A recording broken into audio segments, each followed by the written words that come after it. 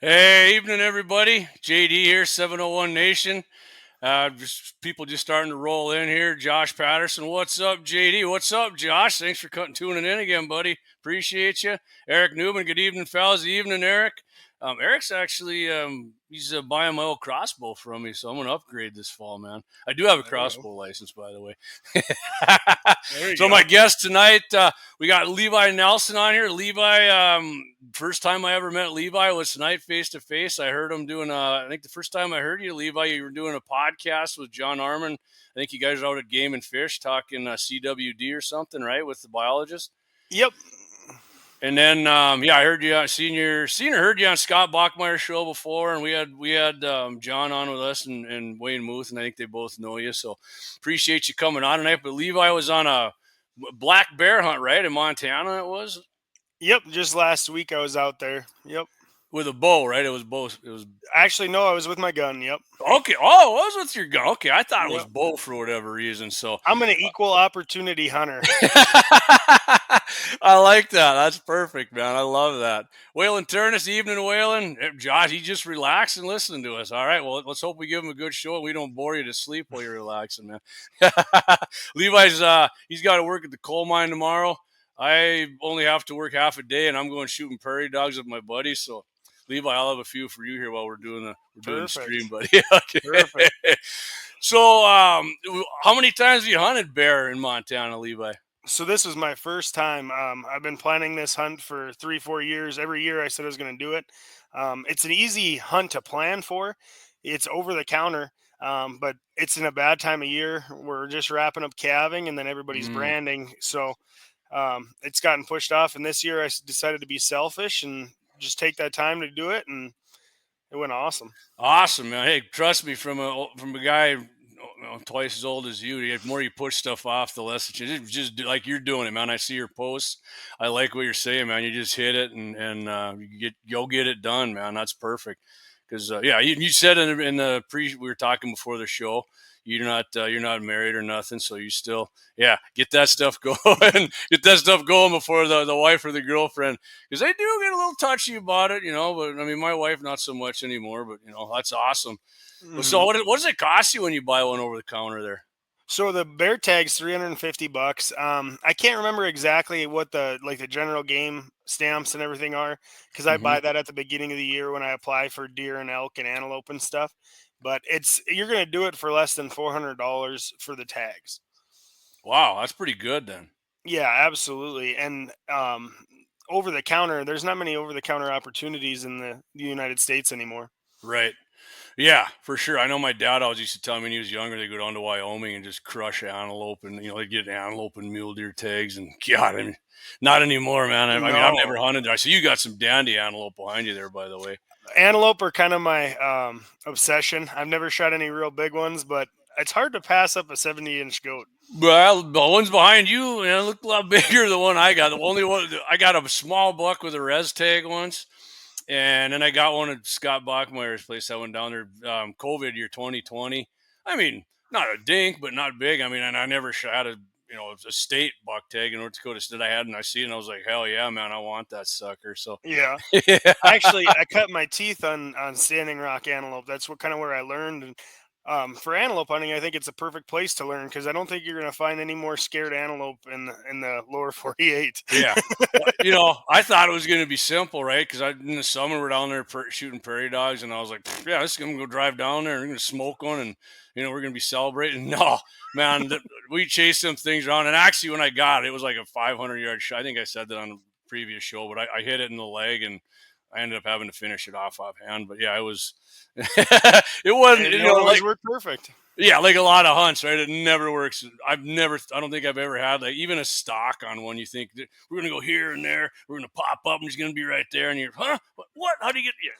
Yep. Yeah, Well, and this last year, I think I put on 1,500 miles driving and 17 miles hiking before I finally found a buck I wanted to take. wow, yeah, that's.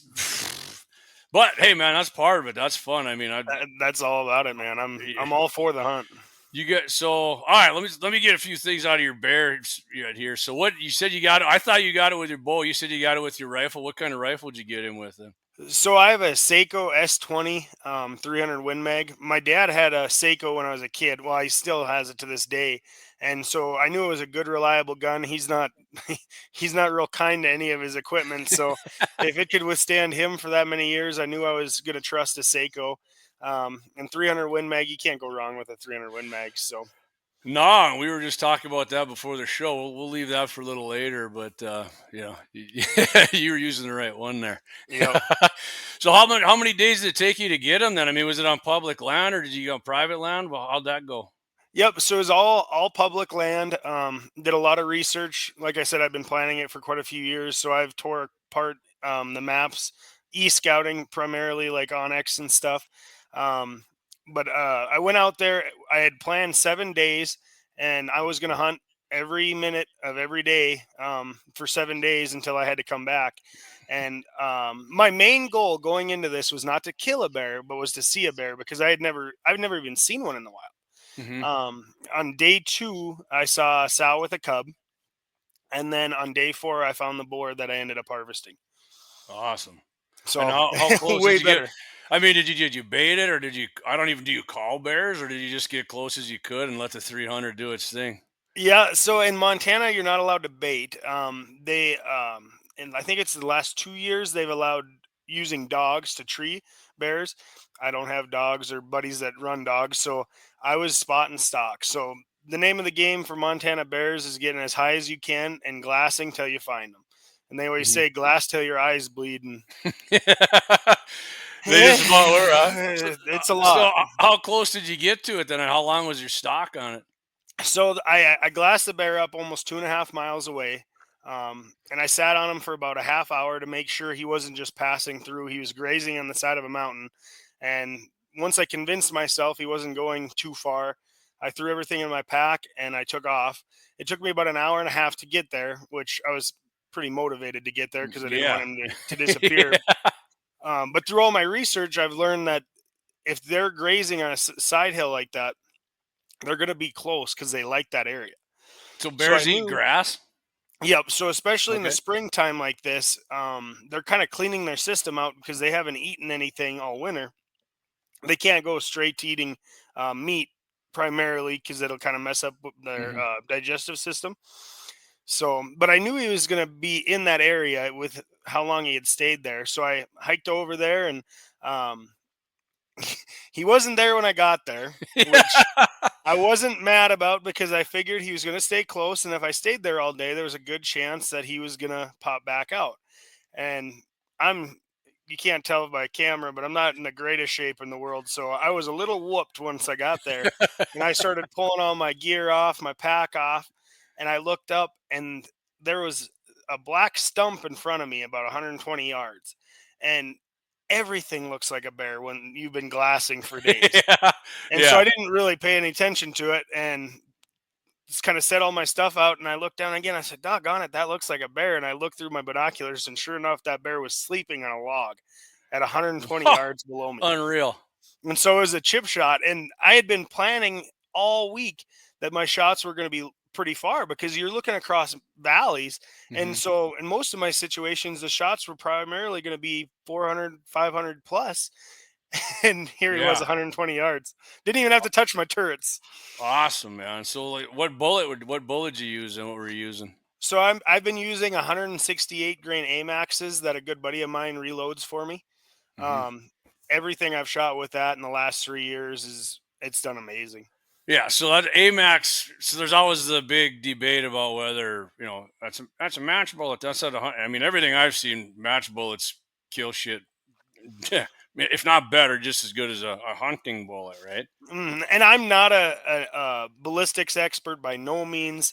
I've told you before, I was like, I don't even want to get into reloading because I have an obsessive personality. Yeah, And the don't next thing do I it, man. know, I won't even be able to afford my hunts if I do that. So Well, you won't have time. That's all you'll be doing is you're pissed off. You're like, man, this thing should be shooting a group as big as my pinky nail, and it's not. It pisses me off.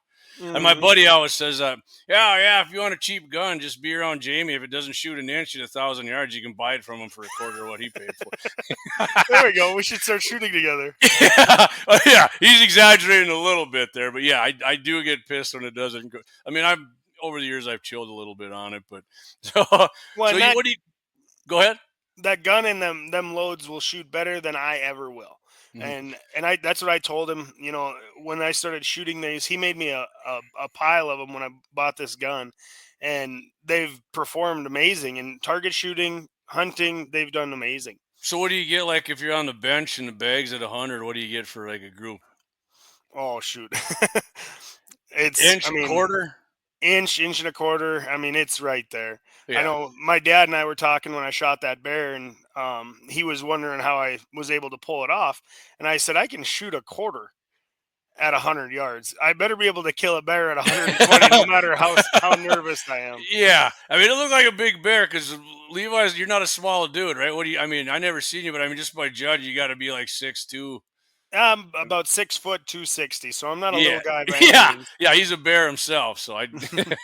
Yeah, he's a very respectable Montana bear, but you put him next to the bears that these guys are killing in Canada, Mhm. and they don't compare. I mean, he ended up scoring about 5'4", nose to tail, which is a great bear in Montana, and Mhm. I'm tickled pink with him. But you probably wouldn't be shooting that in Canada. Yeah, wow. I mean, you go up there, even the bodies on their deer are just mutants, right? Hmm. So antelope actually get up into Canada too, don't they? Like, and are they big up there too? Like they, I mean, do they give, or do they Body migrate out size, of I'm there? not sure. I know like Alberta has some tremendous antelope hunting.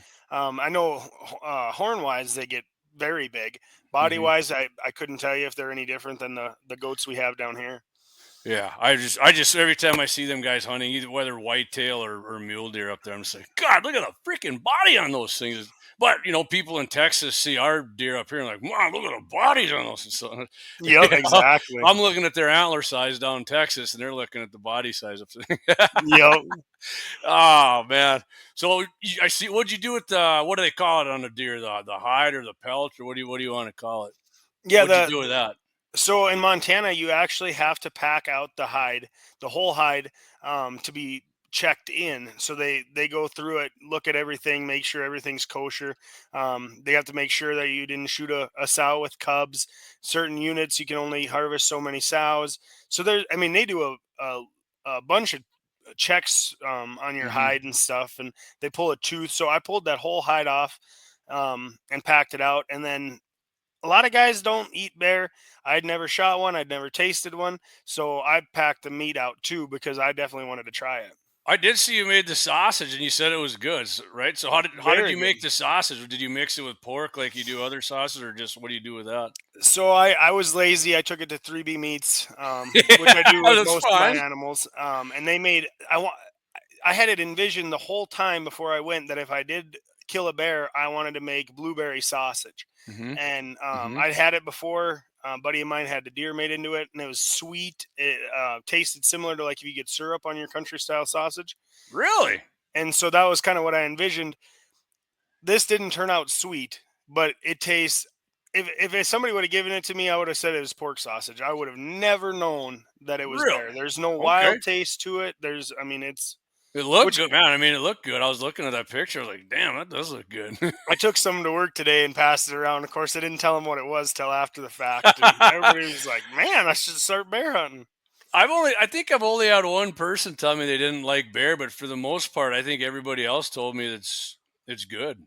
Well, and I So, think that's with anything. There's people that don't like deer. There's people that don't like antelope, elk, what have you. mhm. I grew up with my dad's cooking, and so deer and antelope.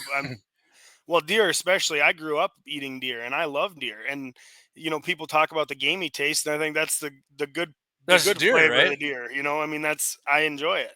Yeah, I just sometimes it's stronger than others. I mean, for whatever reason, I know I've had Yep. some deer that I was like, oh man, that's strong. But I'll tell you what, I'm gonna get to a few of these comments here, Levi, because if They're anybody, flying in here. yeah, I know. I'm sorry, I'm slacking here. We started.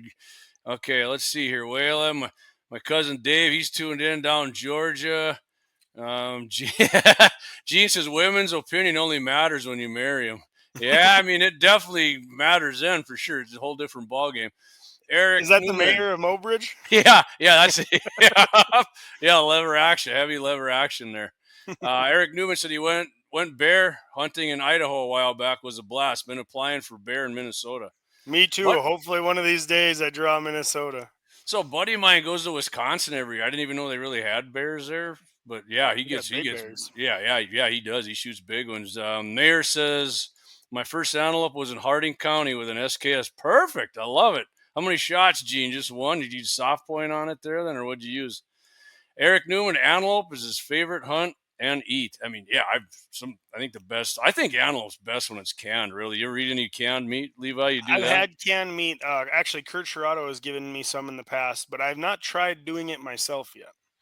Yeah, don't let anybody you're gonna blow the counter up and I mean, there's a pressure relief. I mean, if you leave it in there too long, like Marty Beard did, and then it comes squirting out the hole, the pressure release. Yeah, they had chicken all over the ceiling in his house. So, I don't find that hard to believe at all. Yeah, I didn't know it could do that, but he said, "Oh, it did it." So, one shot, Cap. Good evening, 701Nation. Good evening, Cap. Appreciate you tuning in. Eric, he loves bear meat. Eric's like he's heavy wild game too. I think you and him would probably get along with the eating. I mean, some people eat rattlesnake. You ever eat that? Yep. Really? So what'd you think of that? It's like chicken neck. There ain't much meat there. Probably like eating my neck here. There's not much on that. So, I got a good one. They get you first before me if they get hungry.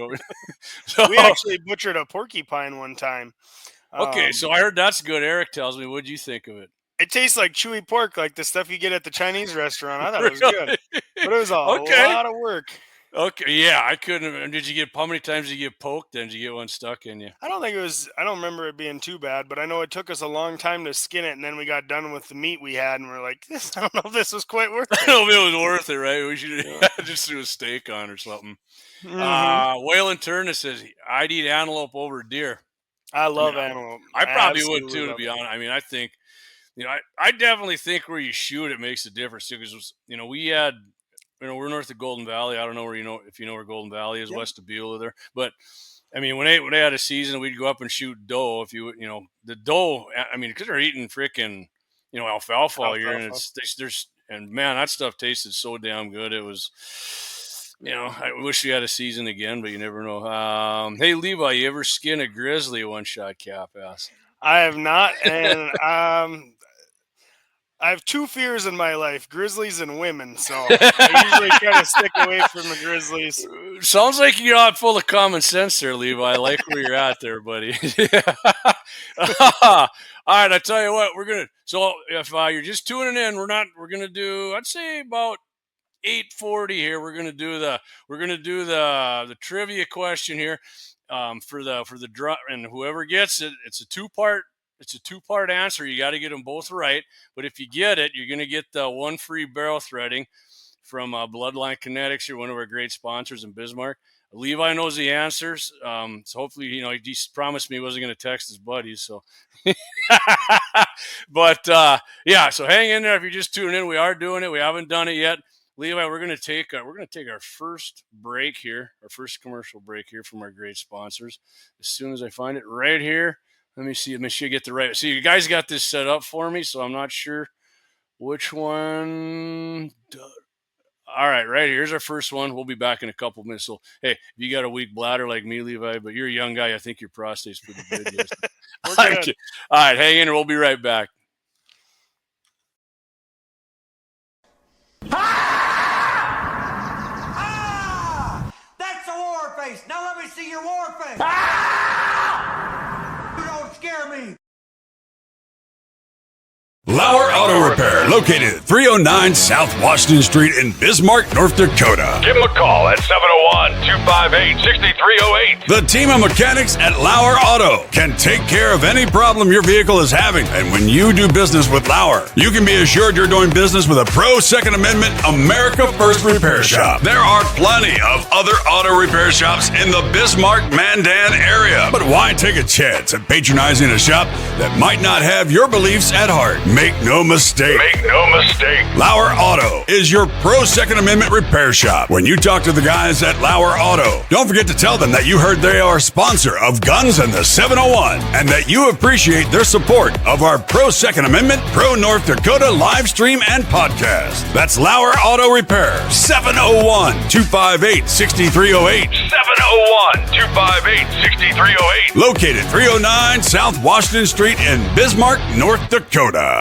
Experience the exhilaration of power in your hands at Bloodline Kinetics. Why Cerakote? Simply, it aids in firearm preservation while also giving your piece a unique look. Barrel threading, NFA laser engraving, bolt handle threading, mount, level, and bore, sight scope chamber rebarreling, and much more. Bloodline Kinetics is meant to reflect a long American lineage in gun ownership, who stand for the Second Amendment rights, Bloodline, and the science behind gun accuracy. Kinetics. To some, it's just a constitutional right that can go away. To us, it's in our American bloodline, and we believe it should stay that way. Here at Bloodline Kinetics, we understand that hunters, sportsmen, women, and gun owners should have a quality firearm. Stop and see us at 2008 Morrison Avenue 2 in Bismarck, North Dakota, 58504, Monday through Friday, 8 a.m. to 5 p.m. Call 701-390-7997. Visit our website, bloodlinekinetics.com. All right, we are back. Levi, still got you? Yes, sir. All right, awesome. I know them commercials are super loud, and we were talking about tech stuff before. I'm waiting for Clay or Deacons to turn that volume down on them babies for me. They were cool commercials, though. I really enjoy watching them when I watch you guys' show. Yeah, Deacons does that. Mike does that. He does an awesome job on those. I mean, Clay thought I did a pretty good voiceover, and I seen Deacons. I'm like, nah, pull me off there. Those are way better. We'll get a few comments going here. Let's see here. Okay, grizzled and women. Grizzled and women, when both are mad, they are the same. Yeah, for sure. Wayne Moon. Hey, guys, he's walking through Shields. Listen, appreciate that, Good Wayne. buddy Wayne. Yeah, I'll tell you what, we're going to talk about a little bit later here about you guys in right? You were down filming a little Ranch America there at Scott's, and you were working cattle, right? Scott Buckner? Yep. Yeah, Wayne and I drove down there together. Yeah. Oh, okay. Yeah, awesome. So yeah, well, I'll tell you what. Since we hit it, let's just go ahead and hit on that right now. So what happened down there? I mean, what River Class? That's the guy's name who runs this, right? Yep. So that Wayne's way more knowledgeable in the Ranch America than I am, but they're going around and they're kind of showing our way of life as ranchers, which I think is more important now than ever before. There's lots of people that need to be understanding how our way of life is and how it affects everybody with everything going on, and then just to show the fun parts of it, like going to Scott's branding, but showing how vital that is to our community, and his is a really good example. Scott's branding is a very good example of how a community helps each other. So how many guys do you think he had down there at his branding? Oh shoot, there had to be, with kids, I'd say there's probably 40 people. Yeah, when I was a kid. So my favorite part of doing branding is when my family used to have cattle, and we worked them, and I always enjoyed the roundup the best, man, just because I could rag the shit out of the three-wheelers or the motorcycle or whatever. we were horseback. Yeah, I got punished for that when we got back because we didn't have a cradle. They were just like, get in there and grab one, boy. And, my buddies, they'd always liked it when I brought my buddies up. We'd usually go Memorial Day weekend. We'd go up to my grandparents when they were alive at Lake Skakawea. They had a cabin, and then come back and we'd work cattle. So I usually had a few buddies with me, and they liked that. And I seen them when I first saw them cradles work. I was just like, man, what have I been doing? Getting kicked and plowed over, but I mean, when you're 18, early 20s, man, you want to show all your buddies what a big tough bastard you are, and flop it down and see that, boys. Where's the biggest one? I want to hold that. You get that leg. I remember. I'm not that old yet, but I know I told Wayne on the way down there, I said, boy, I sure used to enjoy this a lot more when I was younger. Like, every year it gets a little bit harder. Oh, man, I think the last time I did it, I was probably in my late 30s or right about 40, and Steve Cluten still lived up here. He had some cattle up here at the elk ranch up north of Bismarck, and I was like, you know what, I think I got one, but it wasn't bad. Me and another guy were holding them down, and my buddy Bill Beard, who's a freaking championship team roper. He made it easy. He'd go in there. I'm like, yeah. Why didn't you do this when we were younger? He's like, you guys didn't have horses. Yep. I saw you were roping too, right? You pretty handy with the rope. I saw some. I wouldn't say I'm too handy. I'm okay.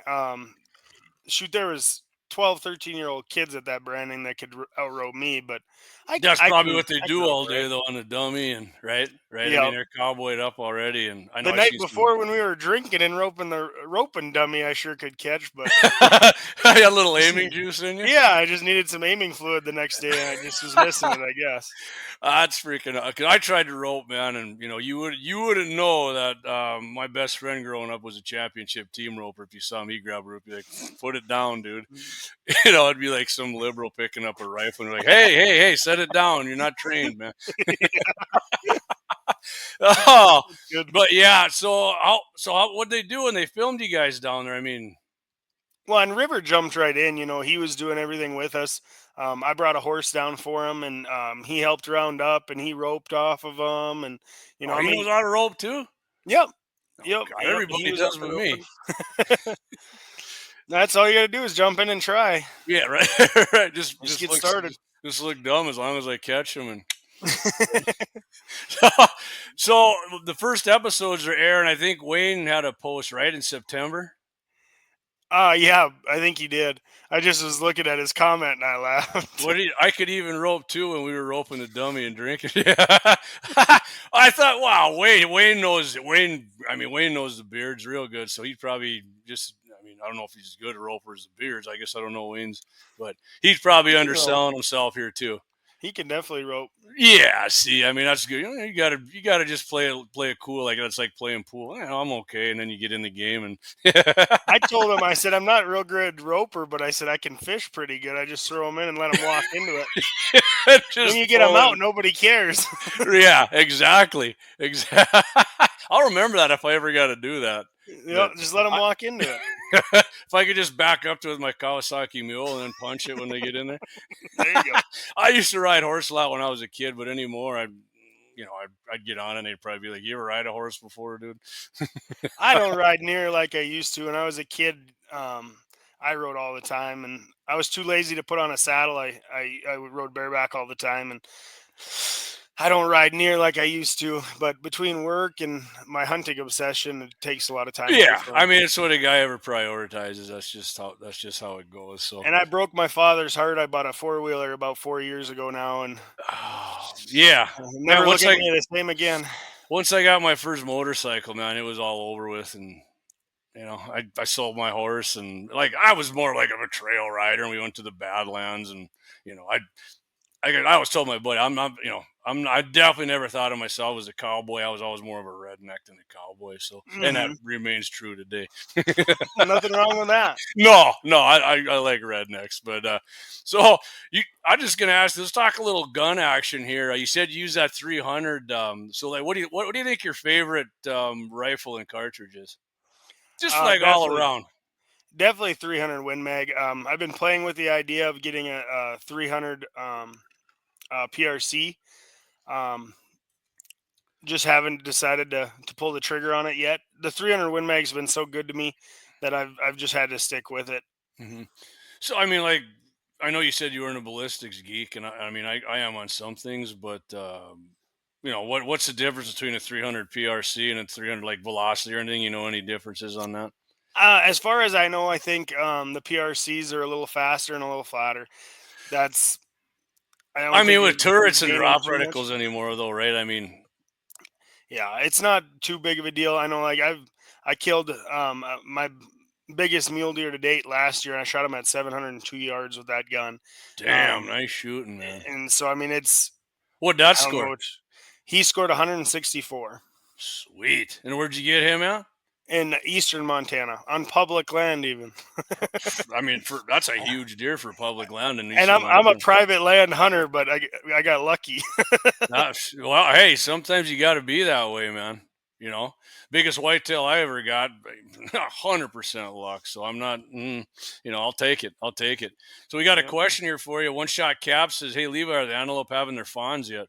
Yes, they are. I've actually been getting quite a few buddies sending me pictures and videos of the little guys running around. Okay. Yeah, I mean, antelope fawns are about the cute. They didn't get much cuter than that, does it? I They're can say they're cute. tiny. I mean, yeah. Oh man, They're tiny. I love deer fawns too, but yeah, I mean, antelope. When I see them little antelopes, I'm like, God, that's a cute little sucker. So Josh Hmm. Patterson says, "What bow you shooting when you bow hunt, Levi?" So I was a Hoyt guy forever. And I hope John Armin's not watching this because I If jumped anything, ship he'll be this listening year. to the podcast and get you. I jumped ship this year. I bought a Matthews. I still have my Hoyt as my backup, and I love the new Matthews, the lift, but they all have things that I like and I don't like. Hmm. So I still got my Hoyt Ventum, kind of as my backup, but we'll see as the season goes. I might flip flop. Okay, so what is it faster, or I mean, what like Yep. what's the IBO? What's the IBO on your old one to this one you just bought? So the the Ventum, it was an 80 pound. It's got 80 pound limbs on it, and I always joked I got the 80 pound limbs so I could get complete passers on turkeys. Um, It'll but do that, right? that one was shooting right at 295 feet per second with oh shoot 525 grain arrows. This is a 70 pound limb bow. The lift is, and it's shooting 293. So I was like, that's pretty So dang good. you're about to get sunned out on your Yeah, I eyeballs know. I there. see that. If you want to handle that, go ahead. Or if Yeah, I not, or might if, just unless switch you want to over. just either that or you're gonna throw your sunglasses on, one of the two, Yeah, right? didn't so think that one through. so I know a lot of these new bows are going. They're saying like 350. Have you shot any of those? I have not. I'm With just how curious if the accuracy sucks because they go so fast. in this day and age, I don't think your accuracy is going to suffer. They're making such good bows now; it doesn't matter what company you go with. And at this point, they're pretty much trying to reinvent the wheel, in my opinion. And they're so good, I Yeah, don't know how much better you're going to get. right. But I It's shoot like a heavier arrow, and so I don't think I will be able to get to that 350 range.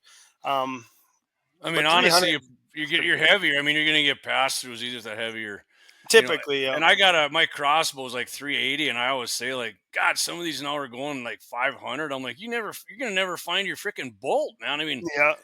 I mean, I think even mine that is so freaking fast. I mean, I could probably shoot through an elephant with that sucker. Yeah, you don't hit no bones. I mean, No, what are you using for? Do you use a mechanical or do you use a fixed then? so the last couple years, I've been shooting mainly mechanicals. I debated it pretty hard last year, elk hunting, if I was going to switch it up and go with fixed blades or stick with what I know. And I ended up going with a mechanical, and it did the job.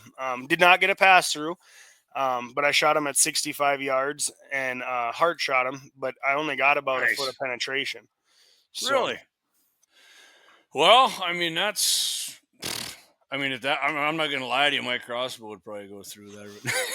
I would think so. I shoot mechanicals. I know a lot of guys. I think I don't remember the guy's name, but he's a big bow and crossbow guy. But I emailed him once, and he uses like super heavy fixed blades, and I was like, I don't know, I don't want to be lobbing cannonballs out there, but I don't know. And I think they both have their places. My justification to myself with shooting mechanical is you don't always hit where you aim, or you screw up, you pull a shot, deer ducks, what have you. I want the biggest hole I can get. Right. Oh, 100%. Yeah, for sure. And I mean, I used the two that I got were rages, and I mean they bled out super fast. And that's actually what I'll be using this year. I'm my plan is to shoot tripans this year. So the is that the new one where they got, because the ones I got still got like that rubber collar, and then she tried to get to replace the ones, and freaking things never seem to hold on there, and I'm just like, Yeah, shit, I'll just these throw these these and are the buy new. no collars. I think they came out a couple years ago. A buddy of mine kind of actually turned me on to them because he had showed me a couple pictures of deer that he had shot with them, and I mean the holes in them were so big. Like the deer he shot last year. Granted, he made a great shot, but the half the lung was hanging out the hole, and I'm like, right Yeah, that. I'm yeah. like, I mean, they do put a freaking damn big hole in them. There's yeah. no freaking doubt about that. So what do you use? Okay, your big game here, 300 Win Mag. What do you go for, like prairie dogs and coyotes? I mean, you still just like screw it, I shoot my 300, or do you go with something? I do use my 300 a lot just to stay on my game with that gun. I wanted I want it to be second nature to me when I lay down with that gun and shoot it. So I use that a lot. Hmm. I don't have a lot of rifles. I grew up shooting prairie dogs with 22, so I do that from time to time. And then Fun. That's fun. a good neighbor of mine, the guy that makes or reloads my rounds for me, he's got an arsenal. So if I go to his place and shoot, I can grab whatever the heck I want. Yeah, I mean, I got, I don't know, 10 to, I guess I wouldn't even know an accurate.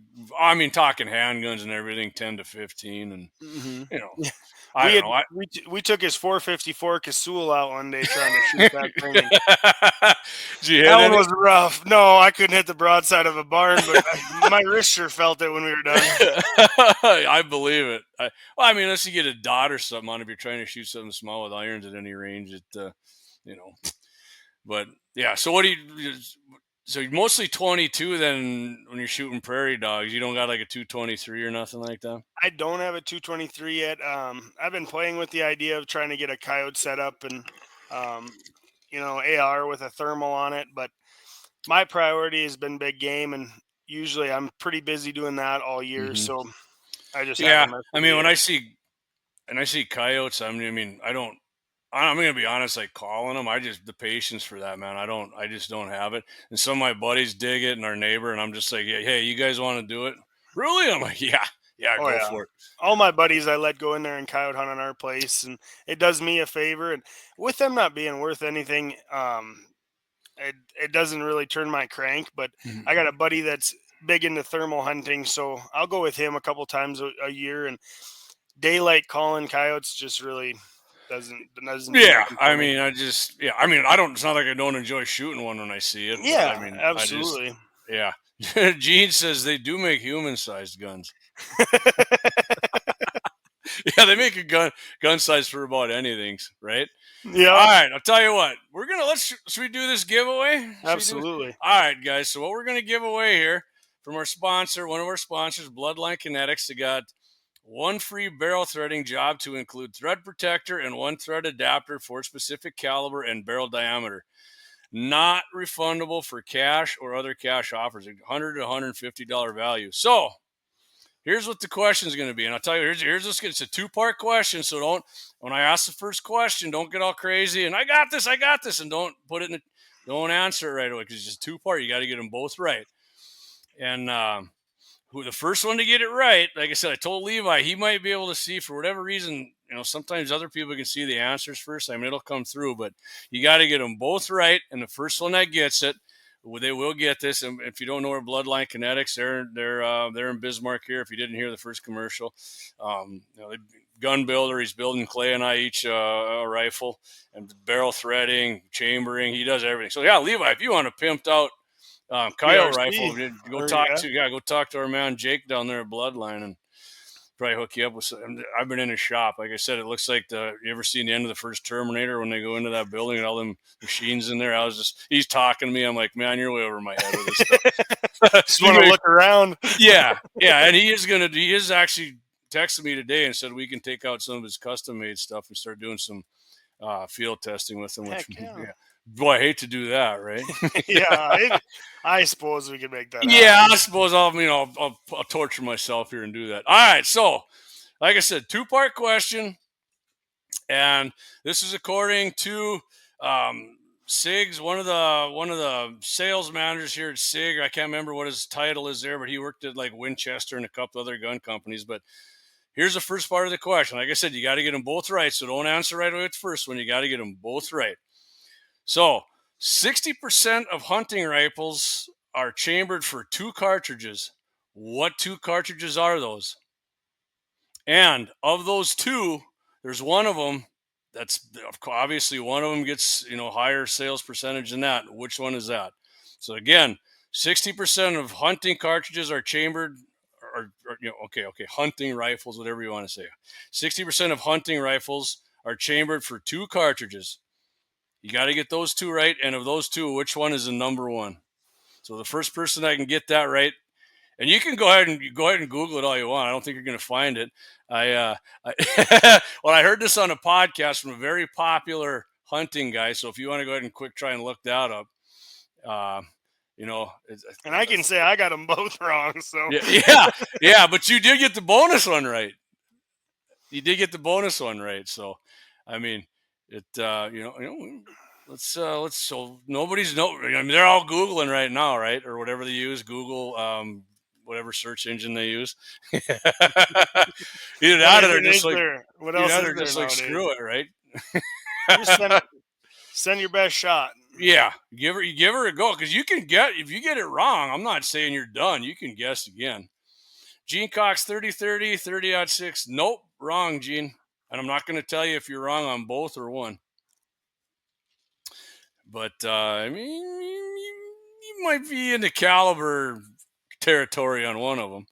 7M08 and 308. 308 is the most popular. Nope, you're not right, Eric. But like I told Gene, you're in the ballpark there with the 30.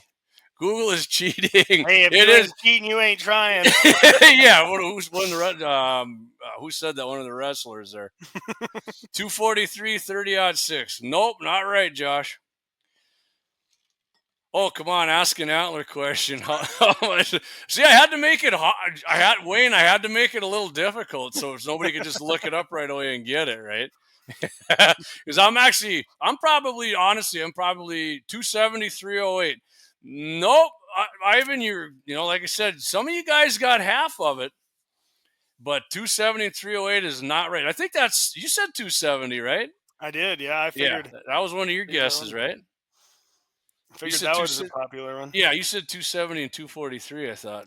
Yep. Okay, so yeah, not right. So you got to keep guessing. Because antler stuff, I mean, I had to make it. 6'5" Creed, 223. Nope. I'll tell you this much. You guys are getting closer though. But Doug, you're not right. Question. I mean, good answers though. Yeah. You guys are. I mean, you're sniffing right around it, man. And you're right by the pot. You just got to sit down on it.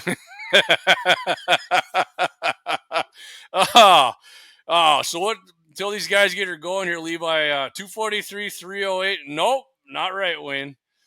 What are the deer and antelope looking like down at your place? Deer is still a little bit of a process right now. Antelope look better than they ever have. Really? Okay, awesome. That's great. 223, 270, no. 223, 308, no. No. Like I said, I'll tell you what, I'll give you guys this bit of a clue. I did see the two of the right answers in there, and nobody's lined them up yet, though.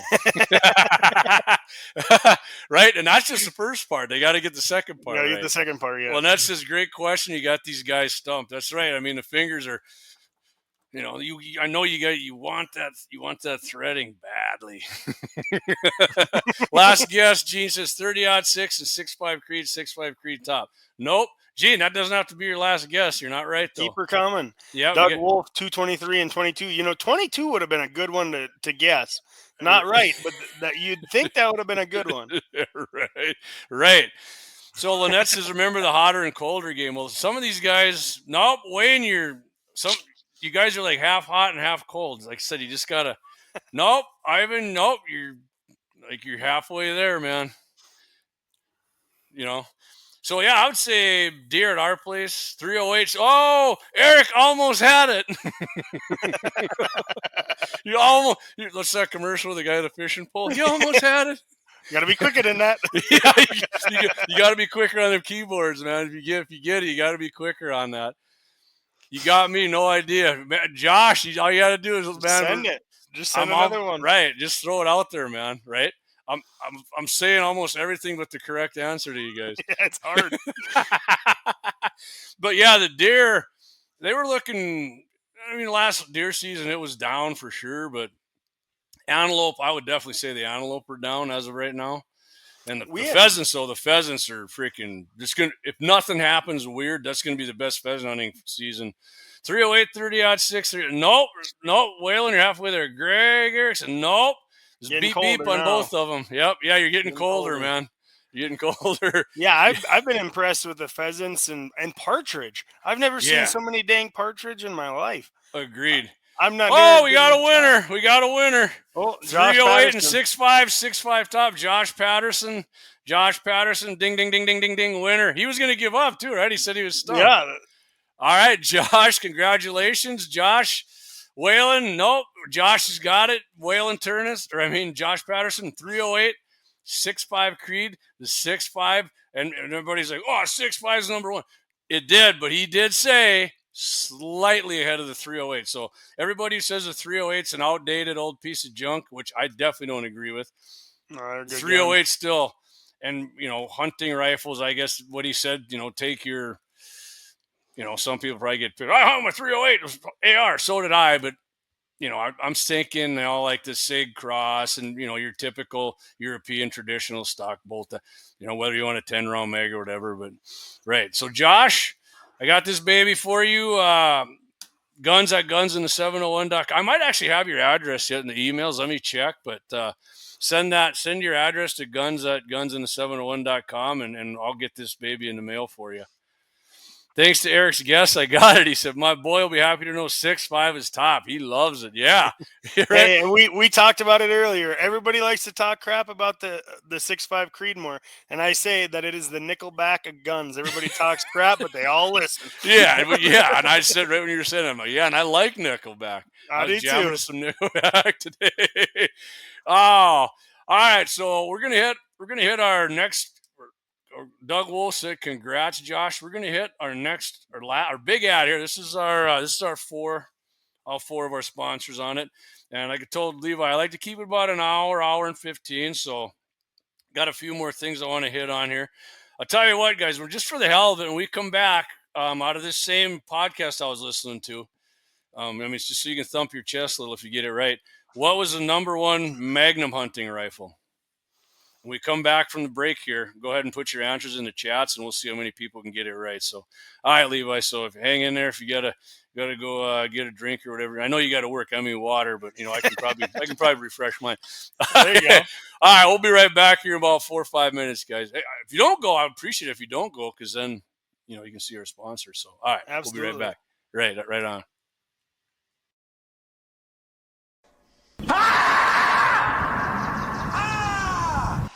War face. Now let me see your war face. You don't scare me.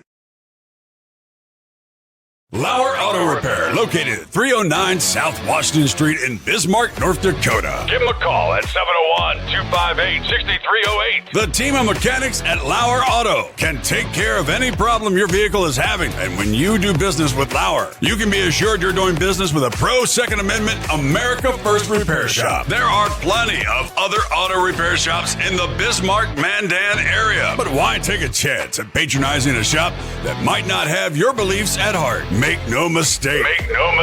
Lauer Auto is your pro Second Amendment repair shop. When you talk to the guys at Lauer Auto, don't forget to tell them that you heard they are a sponsor of Guns and the 701 and that you appreciate their support of our pro Second Amendment, pro North Dakota live stream and podcast. That's Lauer Auto Repair, 701-258-6308.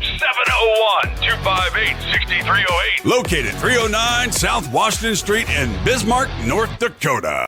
Experience the exhilaration of power in your hands at Bloodline Kinetics. Why Cerakote? Simply, it aids in firearm preservation while also giving your piece a unique look. Barrel threading, NFA laser engraving, bolt handle threading, mount, level, and bore, sight scope chamber rebarreling, and much more. Bloodline Kinetics is meant to reflect a long American lineage in gun ownership, who stand for the Second Amendment rights, Bloodline, and the science behind gun accuracy, Kinetics. To some, it's just a constitutional right that can go away. To us, it's in our American bloodline, and we believe it should stay that way. Here at Bloodline Kinetics, we understand that hunters, sportsmen, women, and gun owners should have a quality firearm. Stop and see us at 2008 Morrison Avenue 2 in Bismarck, North Dakota, 58504, Monday through Friday, 8 a.m. to 5 p.m. Call 701-390-7997. Visit our website, bloodlinekinetics.com. Ever tried catching a fish with your bare hands or hunting a deer with a stick? Don't be that guy. At Mandan Sporting Goods, we've got all the hunting and camping gear you need. We're your one-stop shop for outdoor adventure. A well-regulated militia being necessary to the security of a free state, the right of the people to keep and bear arms shall not be infringed. Check us out at mandansportinggoods.com, or better yet, stop in to 210 East Main Street, Mandan, North Dakota. Mandan Sporting Goods, where the outdoors meets functionality. Store hours, Monday through Saturday, 9 a.m. to 6 p.m. Closed Sunday. Take up arms at Mandan Sporting Goods. Your adventure starts here. Discover the world of firearms at Bismarck's Double H Gun Shop. With a wide range of products from handguns to rifles, we cater to all your shooting needs. We are your local gun experts. Not only do we sell firearms, reloading supplies, targets, and whatever your heart desires, but we also have a ton of knowledge and answers. We shoot, we hunt, we compete, we reload. It's been the Howard's way since 1976, and we ain't fixing to change anything. Visit our website at hhgunshop.com to browse our inventory. Double H Gun Shop, Bismarck's best new and used firearm reloading supply, gunsmithing, and sporting goods store. Double H Guns. Double H Guns. 1021 South Washington Street, Bismarck, North Dakota. Call 701-223-4888.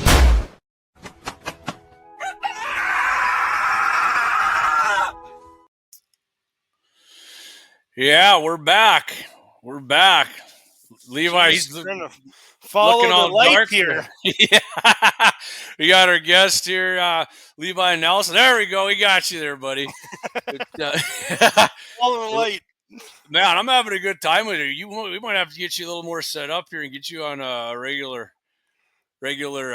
guest here on the show. I like this. So I got the bonus question, just kind of a pride thing here. What are the number one Magnum hunting rifle cartridge here? So I didn't see anybody got it right, Levi. We had 7mm Rem Mag, Josh, Ivan Lardy, Whalen Turn. That was my guess, right? I told you that was gonna be mine. One shot caps is 338 win. Nope. I'll give you guys a hint. It's this man's right here. It's his favorite one. What you got his deer with, or his bear? I mean your deer. Yeah. You probably got your deer. Well, you got your deer with it too. I think half the animals behind me have been killed with a 300. Yeah, he did say by far the 300 Win Mag was the number one hunting rifle chambers. There you go, Eric. Hey, did he hear us? I think it's delayed a little bit. Is it? Okay, all right, Eric. You're right, Eric. That is what it was. We just said it a little bit ago, but yeah, you're right on that. So, yeah, but yeah, like you're saying, the pheasants look good. Partridge up at our place too. It's crazy. It's grouse too. The grouse are back. We always had a bunch of grouse. Do you get it gratis, or do you have to apply it, or what do you do? So my dad still takes the gratis tag every year. He makes me jump into the application, but lucky for us, we're in the most hated unit in North Dakota. So the Game and Fish make sure I get a tag every year because they give one to everybody. 3F2, right? That's where you guys are in down? Yeah. I think hunted in there. It's fun to kind of pick on some of my buddies that apply for the Badlands or wherever, and they talk about how many years it's been since they drew a buck tag, and I was like, I think I've only gotten 2 whitetail buck tags my whole life. The rest have all been any antlered. There you go. That Whalen Turn is 3F2, baby. Yeah, I think Whalen grew up in the same area I'm in, like with Scott Bachmeyer and stuff. Yep. So. Yeah. I mean, I hunted down.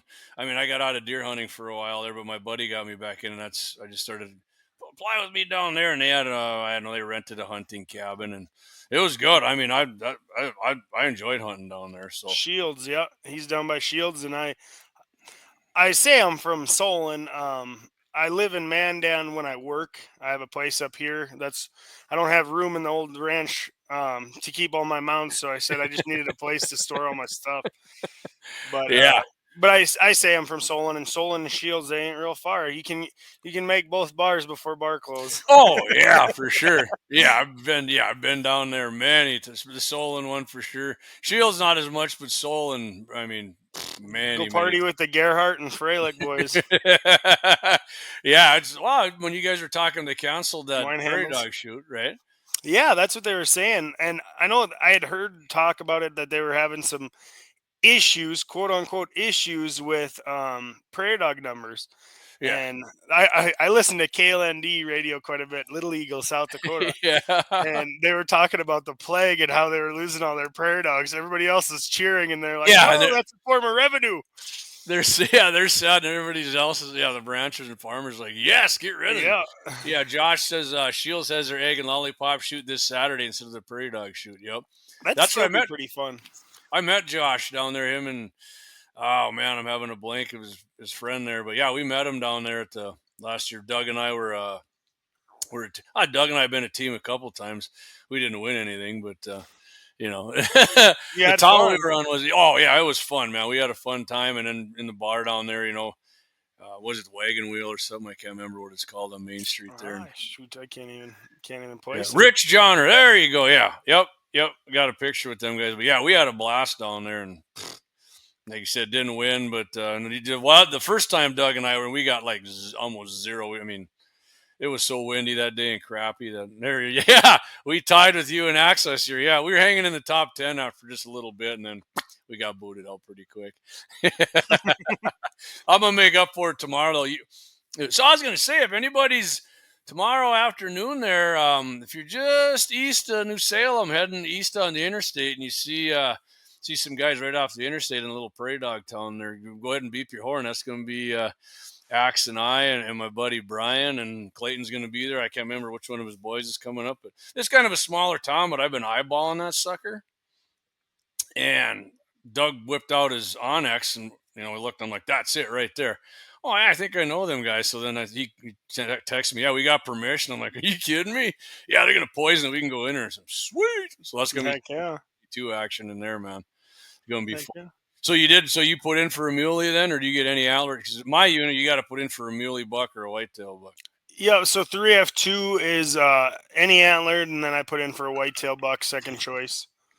But because I hunted all I shot was whitetail. So when we used to have so many whitetails, when we got hit with EHD, I picked up 42 whitetail buck skulls. Oh my God! Books. Really? I mean, it was just atrocious. That's unbelievable. Now we got more mule deer than I've ever had before, and I'm slowly starting to slide over to the other team a little bit. Kind of liking the mule deer a little bit more, and whitetails have just kicked my butt forever. I've still yet to shoot a real big whitetail. Granted, I haven't shot anything real big as far as mule deer either, but I think 142 is where I'm at for whitetail is my top. Yeah, I mean, not small, not big, nice buck. Regardless, no, very respectable deer. I'm pumped with them, but I just can't quite convince one of them bigger ones. I can tell you, I got some 142s hanging in my garage, so they're good deer. Whitetail, yeah, and that happened to us too. I mean, I think in like 2010 or 11, it came through the first time and wiped them out, and they kind of come back, and then it came back again. 2021 was the first time we've ever had it. Like growing up, when I heard EHD, I always thought that was an Iowa thing. I never seen it in our area. And then 2021, it was late summer, and our neighbor had actually called me, and he said that they had found some dead cows, and he was wondering if it was due to EHD. And so I freaked out right away. I did go check cows first, verified I didn't have any cows that were down. But then I started going and checking cameras, and my camera in a week span, JD, a week, I went from 1,500 pictures to 300 in 1 week. Oh my God. And I had it on the edge of a coulee, and I walked down in that coulee, and all you could smell was death. And I walked 150 yards, and I found 6 deer. It was just downhill from there. I mean, every nice deer, every up and coming deer. And I couldn't tell you how many whitetail does and whitetail fawns we had that were dead, but we've slowly been building back up. This last year, we had decent numbers, nothing big, but the mule deer have just rolled in. Yeah, and I mean, a lot of people get mad at that, and me, I love mule deer. I'll take either one. If we had all whitetail, I'd be cool with that. And I mean, Gene just commented, if it's brown, it's down. I'm an equal opportunity hunter. I don't care if as long as I got a tag for you and you turn my crank, I'm gonna shoot you. That's how open-minded I am, man. Yeah, absolutely. I'm not racist at all. No, not at all, for sure. Just when it comes to cows, I'm racist. I noticed that with you ranchers and your cows. Better my bread dad had black. some. Yeah. Well, like, but Scott says, "What Black Lives Matter." I better watch out. They're going to try and come after us and all that. Yeah, Yeah, like they did him. yeah. Well, we're a little small. We're just a little bit smaller than him, so I'm not too worried yet. So I agree, Levi. Mule deer are definitely overrunning our place house. Yeah, it's and we found there was tons of whitetails. I got died on our place, and it, there's a couple nice freaking bucks around there, and like you said, it's coming back slowly. My daughter's got a tag, and I'm just like, man, I don't know. I don't think I'm gonna let her shoot one out there. We'll see what happens. And my brother-in-law called. My nephew's got his first tag, and I'm just like, we're gonna find a place. But I mean, we'll wait and see. But I said, don't plan on coming out to the farm for it. Yeah, and you never know. There's a deer can pop out, and then especially with this last winter, with how mild it was, and the amount of moisture we're getting this spring. These younger deer, these 3-4 year old deer that are 120, 130 inches, they could blow up. Yeah, all that. Yeah, I mean, usually I always like tentatively say they're going to go 20 inches, but with this much nutrition and I mean, it could be way more than that. And you think about it, and I was listening to a podcast that Lee Lakosky was on, and if anybody knows whitetails, they know who Lee Lakosky is. He said you will see the best size, the best herd size, like quality, inches on deer coming off of an EHD reboot, because there's less deer on the same amount of nutrients and the same amount of resources. Well, they're going to blow up. And so fingers crossed on what happens. Yeah. I know. I'm going to start. Usually in July is when I start like scouting, getting out and sitting, and because before then you see little nubs. Oh man! Oh, I don't want to get too excited yet, but yeah. There's enough stuff keeping me busy now. I'm especially you. You're delay it. Delay a little bit of it. I actually think that shit hung around like 2 years at our place. To be honest with you, really, I think it did. Yeah. I think it did, and our neighbor guy, who's definitely way more into deer, Tanner, than I. I mean, I'm into deer, but he's like way into them, And he said that, and I was kind of like, I don't know. And then I kind of looked, I was finding them again. I'm like, God, I think he was right. And some of the mule deer had like weird antlers. I'm with Scott on that. Like he said, his mule deer I think they made it through. They were sick with that shit, and they made it through, and it made their antlers look freaking weird. But yeah, I know it messes, when Wayne will know more than I do, but it messes with their testosterone. And especially like 2021, 2022, we were seeing a lot of mule deer with velvet in rifle season. Yeah. I saw a ton of that. Something like that. Couldn't find one on our place. I looked. But I'd go in the bar at night, look at this, so-and-so got this over by Beulah or South Zap, and I'm like, wow, that thing's in full freaking velvet. That's crazy. I've yet to get one in full velvet. Early archery season, I can't. I got a whitetail. I got the first one I ever got, and that was in 2011 actually. But now looking back, I probably should have let him go. I think he, probably 138, 140. But I mean, I couldn't it's take hard it, to man. Pass those deer, yeah, especially if you've never gotten one in archery before, and yeah. Well, Waylon Turnus, he's got let's see if we can put this up here with this new format we're on. Okay, yeah, there we go. There you go. My boy had his any tag this year. Gonna head out to Scott's and try and get a big muley. He's pretty excited to do that. Dixie gave him permission to hunt out there a few weeks ago when he saw her. Yeah. You gotta. Hey, them guys, you can put some miles on up there. You guys will come back walking. Your legs will be like big turkey thighs, man, from walking in big ravines and stuff. That'll be good for his first hunt, because it's not going to get handed to him. He's going to work for it, and he's going to appreciate it that much more. So, what do you think, Levi? If just say you had a kid and it was her first deer season with a buck, and you guys are out doing it, and let's just say like a 180 muley steps out. Are you like, nah, I'm not letting you do that? Or are you like, yeah, just do it? It's such a tough one. John and I have talked about it a lot, over the years, but I'll put it politically correct.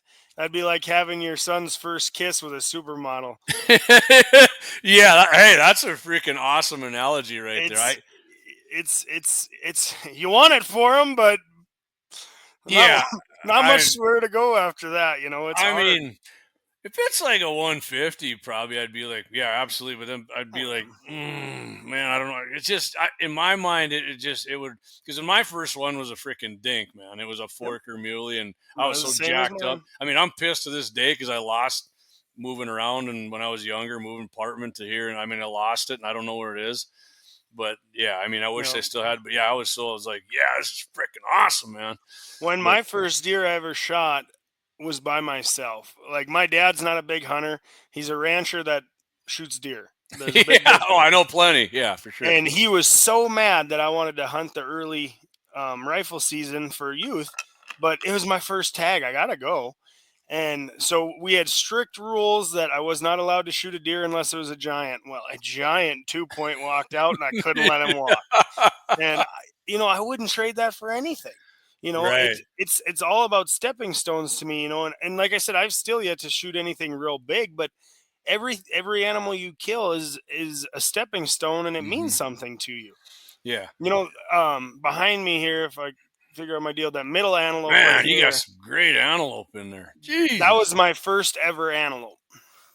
And he's to this day, he's my biggest. I was gonna say way bigger than the one I got. So And it didn't ruin me, but it's like a constant battle trying to find one bigger than that. And when I shot it, I didn't appreciate it like I should have because I didn't know no different.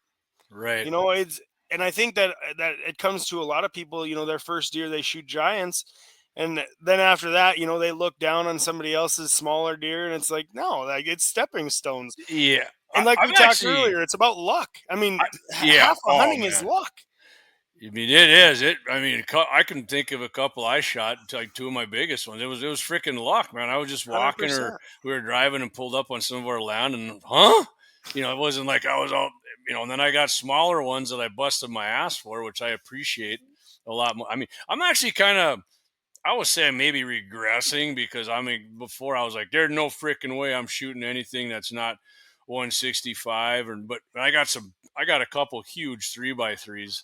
And I'm Hmm. like, yeah, that's freaking. And they don't, they don't score with a crap. Or if they're like, 3x2 or something like that, like a lot of guys, I need that perfect 5x5. I'm not like that anymore. I'm like, nah, if that thing's big, or if like you said, I like it, you see it, and you're like, yeah, I Yep. like that deer I'm shooting, and I'm completely jacked I about know that. so many people want to put numbers to things. They want to shoot this, they want to shoot that. And I've told my buddies for years, and a lot of my buddies kill a lot bigger deer than me. If I see them and it gets me excited, Mm-hmm.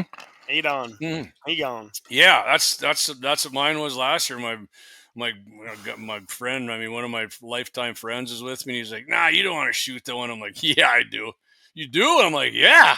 I've been watching that sucker for like 3 months, and there he is, man. And yeah, I was freaking stoked when we got him. And I think a Hmm. Euro mount, definitely not a full head, but then I get out there and you look at him and you think of how you got him and your memories. And you're like, God, that was freaking. And it was a windy day, but the sun was out, and I'm like, man, it don't get no better than gutting this. And we're down to one of these ravines with no wind, baby. And I did do a Absolutely. superb job on gutting it too. So I haven't gutted an animal in so long. I I actually do the enjoy gutless that method. crap anymore. So Yeah, which is weird. the gutless method I've been doing the last couple years, and I stay way cleaner that way. Yeah. And I can do it so fast. Like I shot 5 antelope this last fall, and the last one I Oh, shot, heck I was with a group, and I said, I've done so many antelope this last year. I said, just time me, see how fast I can skin it, quarter it, and throw everything in bags. I had it in 35 minutes, skinned damn. and quartered, and in our bags, drinking beer. You know I what you mean, got it to was do? Video that and then just go on there and let AI freaking cut it down for you. make it look real fast. Yeah, and then just be like, yeah. Because I hate to give AI any credit, but it does cut shit down pretty cool for you. When I edit stuff, sometimes I'm like, damn, how the hell did know? That's about what I would have did. I'd like to see it though, because I mean, I have done that on a few deer, and I think we did it on an antelope too. I think actually on my antelope we did that, but It yeah, I looks don't know. good. I just wasn't, I'm like, I'm better at gutting them. You just kind of like getting back to what's comfortable with you. And Yeah, and that's all that matters in the end. It's whatever you feel more comfortable with, and and a lot of my animals I'm traveling with, so it's more convenient for me just to quarter them. And Wayne and I talked this last week. I said I wish I was smart enough to debone things in the field. My yeah, packs would be a lot yeah, I lighter. think of that too all the time. Oh, I wish I was. I said I'm really good at deboning meat on a table. Yeah, well, yeah. I mean, when I get deer, I mean, it's out at our place, and then throw it in, take it back to the shop, and it's just. Hang it. But And like if I'm out somewhere, like you were out in Montana or wherever you're in the Badlands or something, it's a lot easier at that point to do it. Just do it gutless and. Anyway, all right, Levi, we're about an hour and 10 here. I'm gonna do one more ad, and then we're gonna come back and we're gonna finish her up here real quick. Probably be we'll hit it about 5 minutes, but we'll finish it up. So just hang in there. We'll be right back. I'm just gonna do this. We're gonna do the double ad here from our main big dogs here for us, and we'll be right back. Gotta pay some bills.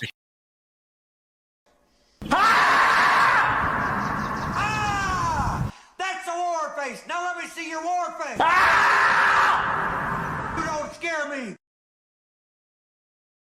Lauer Auto Repair, located at 309 South Washington Street in Bismarck, North Dakota. Give them a call at 701-258-6308. The team of mechanics at Lauer Auto can take care of any problem your vehicle is having. And when you do business with Lauer, you can be assured you're doing business with a pro Second Amendment America First repair shop. There are plenty of other auto repair shops in the Bismarck-Mandan area. But why take a chance at patronizing a shop that might not have your beliefs at heart? Make no mistake. Lauer Auto is your pro Second Amendment repair shop. When you talk to the guys at Lauer Auto, don't forget to tell them that you heard they are a sponsor of Guns and the 701 and that you appreciate their support of our pro Second Amendment, pro North Dakota live stream and podcast. That's Lauer Auto Repair, 701-258-6308.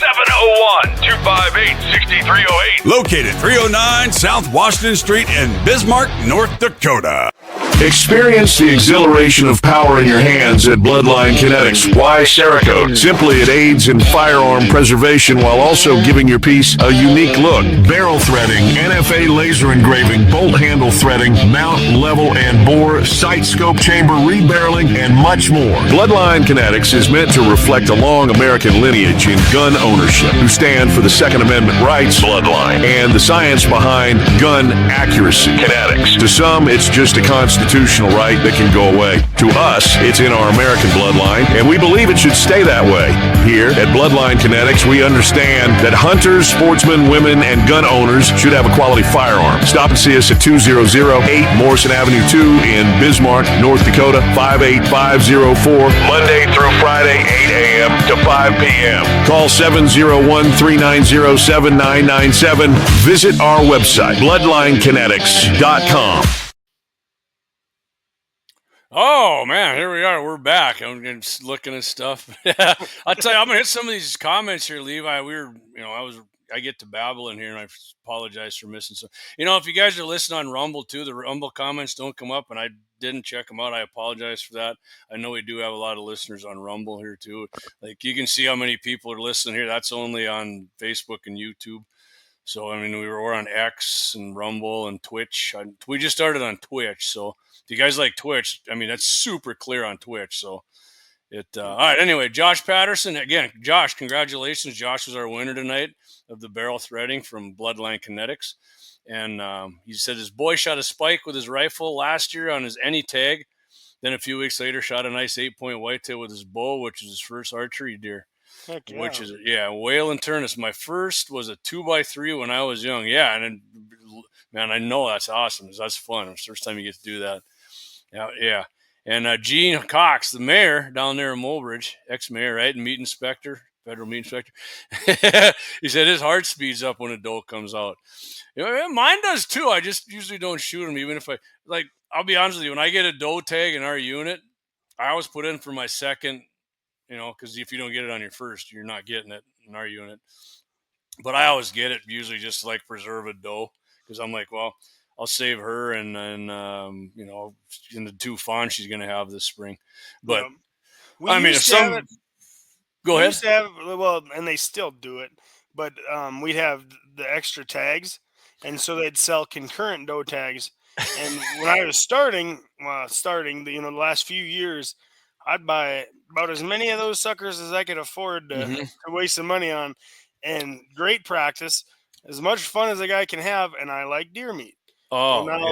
Last year, I bought 5 of them, I want to say, and I didn't shoot any of them because I was doing the same thing you were saying. If I could save those 5 does, I thought that was mission accomplished. And yeah, I mean, and if you ask the anti-hunters, guys like you and me are just out for blood, and we don't give a shit about, and but yet you and me is what most people I know do, and when they're low, they're like, nah, not happening. Yep. And I got two other guys I hunt with out on our land. They do the same thing. They're just like, you know what, screw it. Unless somebody's like really hard set on, man, I sure would like some extra. So let me ask you this: I seen a debate. Is it? I'll tell you what my answer is before you. Is it venison or deer meat? I call it deer meat. When people say venison, I almost kind of grin, like, really? Okay. And I know it's venison, but I call it deer meat, right? I'm guilty of both, but like my shirt says, I'm a deer eater. Josh Patterson says, I never put in for buck. Next year I'm going to start putting in for buck. Awesome. What are you putting in for then, Josh? Whitey or mule deer? Them stinky muleys are overrunning everything. Hey, anybody listening to 3B2, God, I hope you put in for whitetail, because that's what you want is a whitetail buck. Those stinky muleys, man, they're terrible. So now I'll ask you this. Can you taste the difference between whitetail and mule deer? Nope. No way. I've actually, we made sausage years ago, and I actually, the biggest mule deer I ever got, he's like a 172. Old guy, white face. And my buddy shot in 3F2, he shot a young doe. He just wanted the meat. And then it was him and I and two other guys. And we were arguing about it. And I said, I'm going to fry this up. You guys go in the other room here. There's a shop right out by I know exactly where a shop used to be, right out by the rural fire department. They went in and I said, all right, come on. I mixed it up, and I looked at it, took a picture, and I'm like, all right, guys, eat her up. And they all kind of sat there, and they were, all inquisitive. And I'm like, you guys don't know, do you? No, we don't. God damn it. They're pissed off.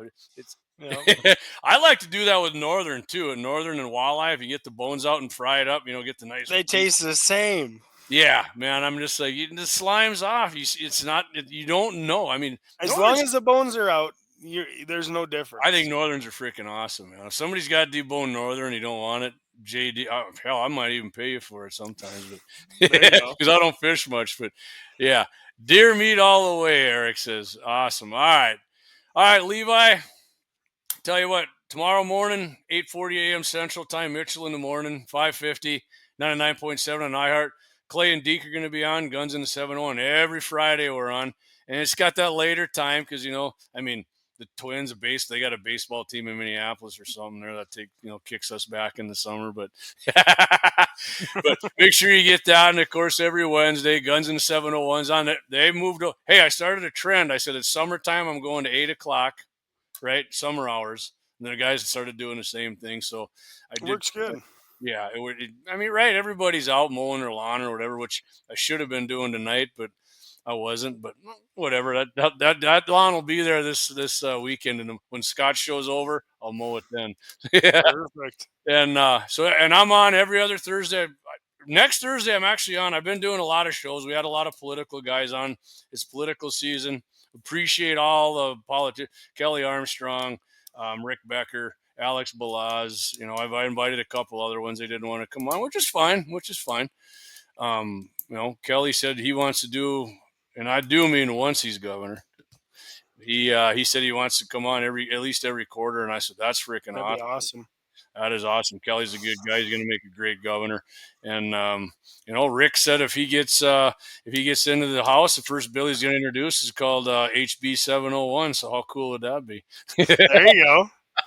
But yeah, my point is I've been doing more shows than usual, but I'm doing next week, and then I'm going back to every other week, but I'm having my buddy Wyatt on. He used to turn wrenches on side-by-sides and 4x4s and all that stuff.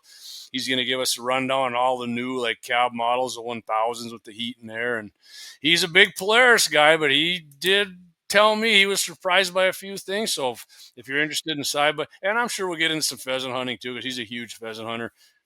Another guy's a lifelong friend of mine. He hunts at our place all the time. But yeah, so all right, I got two comments here. Then I promise you I'm going to end it because I'm right. I know I said that about 10 minutes ago. That's all right. We could do this all night. I have no problem. And I asked Josh what he was going to apply for. He said any antlered. I hunt 2-eye, and it's any antlered or any antlerless. Put my boy in for a buck out there this year, first choice, and doe second.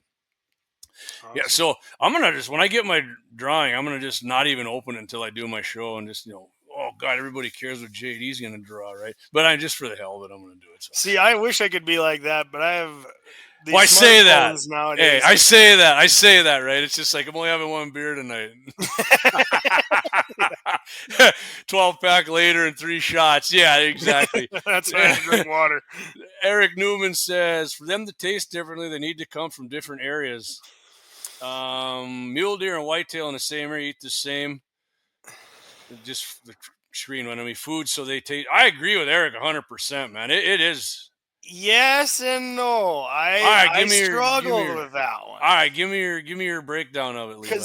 So I've killed 2 mule deer in Montana in the last 2 years, and Which I would think would taste like total shit, right? Yes, sagebrush deer, like no alfalfa fields close to these. Same with some of the antelope. I killed an antelope in Wyoming a couple years ago. No alfalfa field anywhere near it.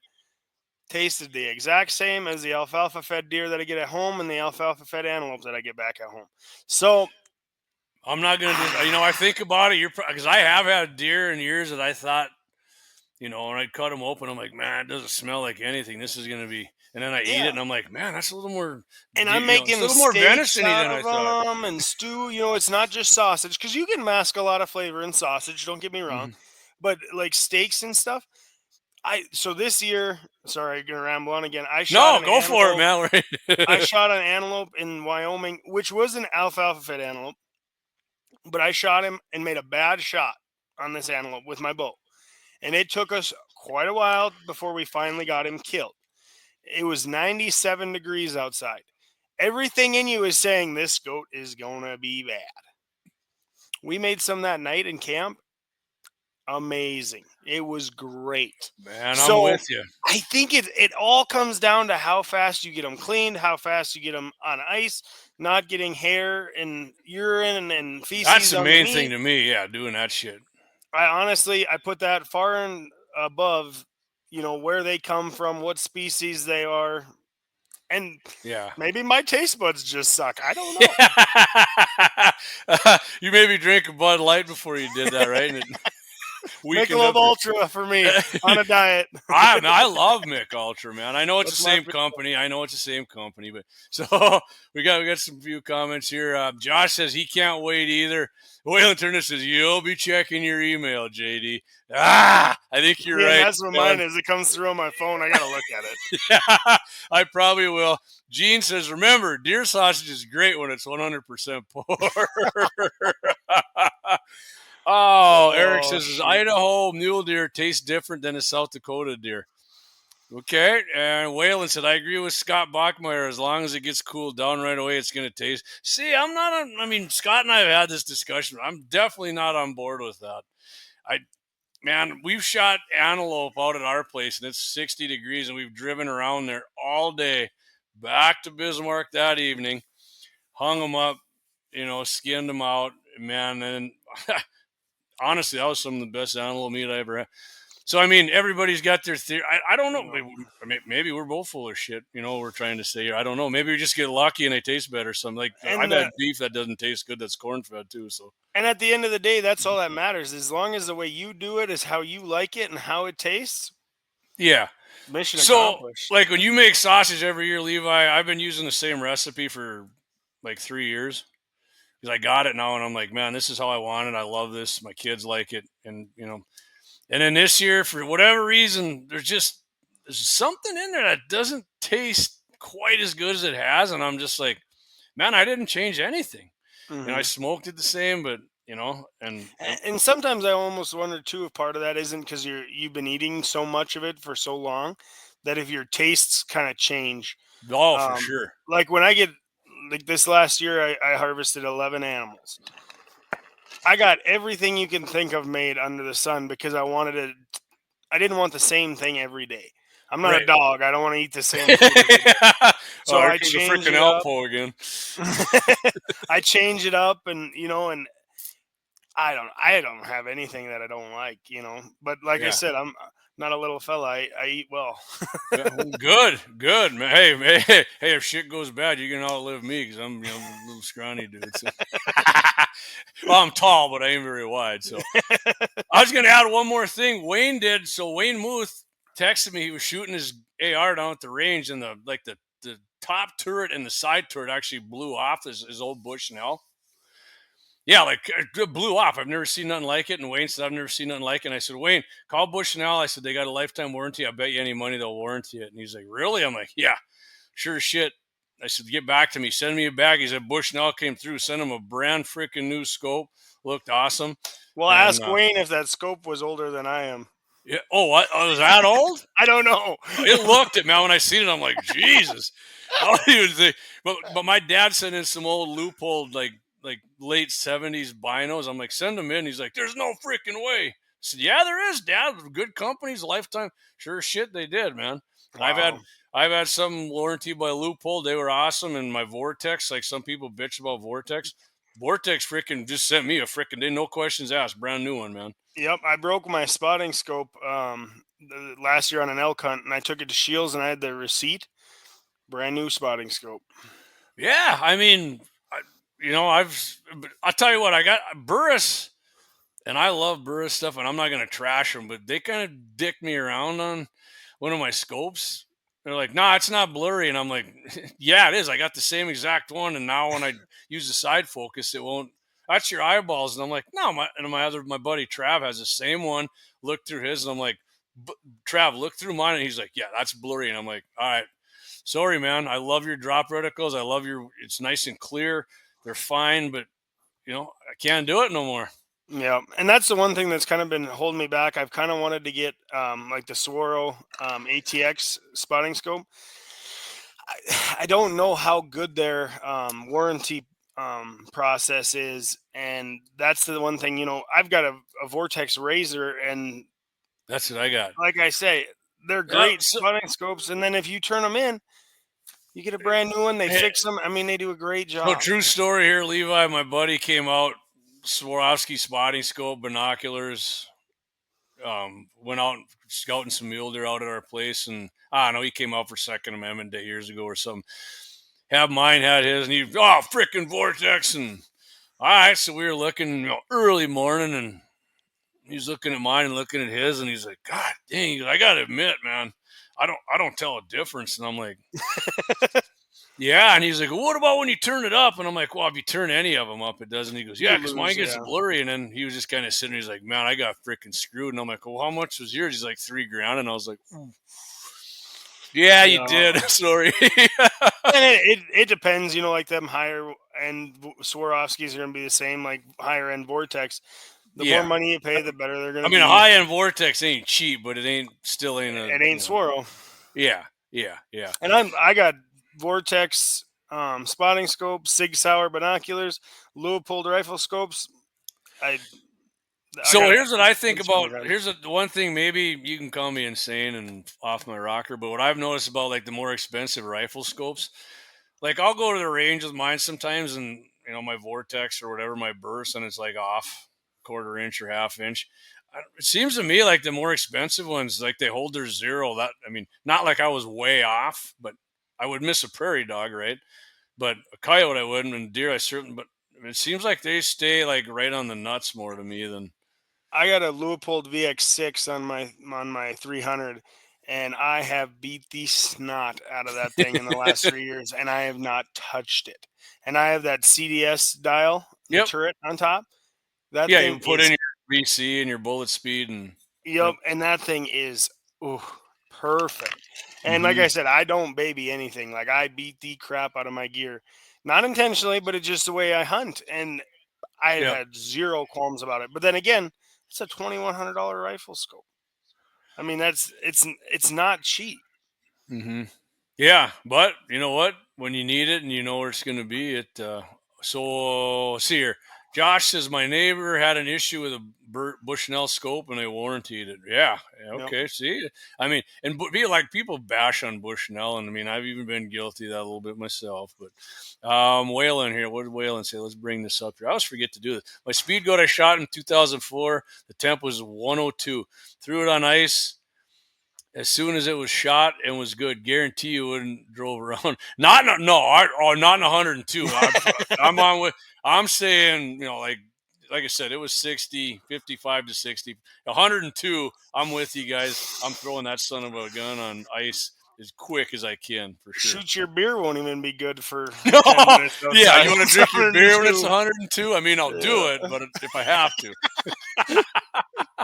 All right, guys. We're gonna this time. I promise you, we're gonna Levi. Hey, man, it's been freaking awesome talking to you. I hope Yes, you come back absolutely. on with me, man. I'm looking forward to meeting you in person someday. But we will sit down and have some beers and Yeah, anytime. BS. Yeah, I mean, you ever want? I'd Well, love to do some shooting with you or whatever. But yeah, yeah, we'll great. stay in contact. We'll have to try to get together this summer and shoot some prairie dogs. Yeah, woo. Yeah, I felt the tingle go down my leg there. I love that prairie dog shooting, man. Love it.